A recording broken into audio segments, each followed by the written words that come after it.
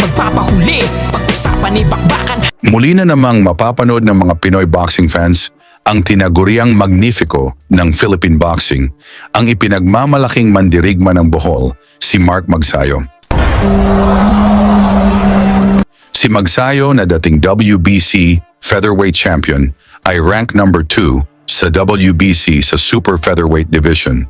Dahil dito, iniutos ng WBC na harapin niya ang rank number 1, ang knockout artist mula Mexico na si Eduardo Rocky Hernandez.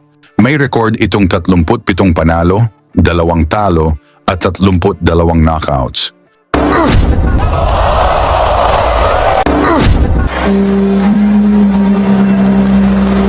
Ang laban na ito ay isang WBC Eliminator kung saan ang magwawagi ay magkakaroon ng pagkakataong harapin ang kasalukuyang kampiyon na si O'Shaquie Foster. Hindi magiging madali ang laban na ito para kay Magsayo dahil kilala si Hernandez sa kanyang matinding knockout power at may 28 sunod-sunod na panalo via knockout. Isa sa kanyang biktima ay ang ating Pinoy prospect na si Dryan Francisco na pinasuko ni Hernandez sa loob lamang ng 3 round. Que boxee varios rounds al boxeador filipino, pero pues no suelen ser muy demandado eso que acabas de subrayar. Dahil sa hirap ni Magsayo sa pagbabawas ng timbang sa featherweight division, kung saan natalo siya sa mga Mexican na sina Ray Vargas at Brandon Figueroa, napagdesisyunan ng kanyang kampo na umakyat siya sa super featherweight division.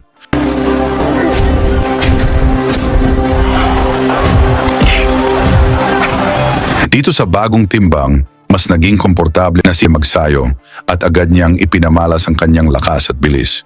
Pinatunayan niya ito sa kanyang laban kontra Isaac Avelar, isa ring Mexican fighter. Sa laban na yon, 2 beses niyang pinabagsak si Avelar bago ito tuluyang na-knockout sa 3 round.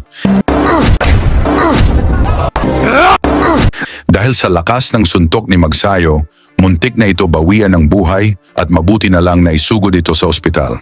Upang maunawaan kung gaano kalakas si Magsayo, balikan natin ang kanyang laban kontra sa dating world champion na si Julio Ceja. Si Magsayo noon ay may record na 22 panalo, 16 sa pamamagitan ng knockout, habang si Ceja naman ay may 32 panalo at 20 knockouts. Sa pagbungad ng unang round, agad nagpakawala ng malalakas na suntok ang 2 knockout artist.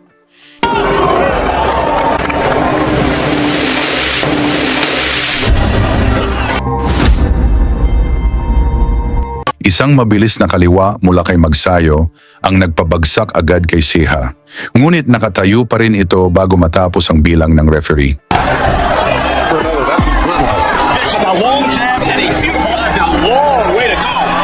His power and his hand speed, and he is overwhelming because he knows how dangerous champion in a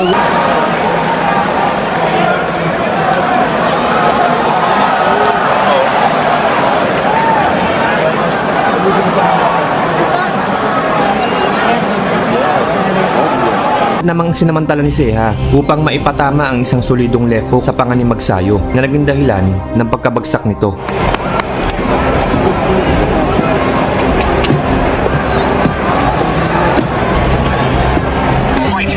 Gamit ang mabilis na kombinasyon, bagsak si Ceja.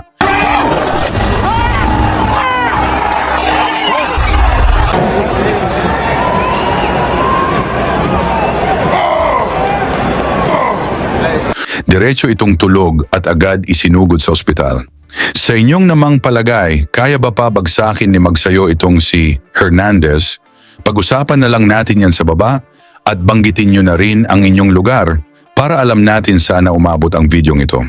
Lagi niyong sundan, huwag magpapahuli. Pag-usapan ni bakbakan, balita niya at laban. Mga Pinoy na di nagpapagapi. Salamat sa mga suporta na lagi nandyan.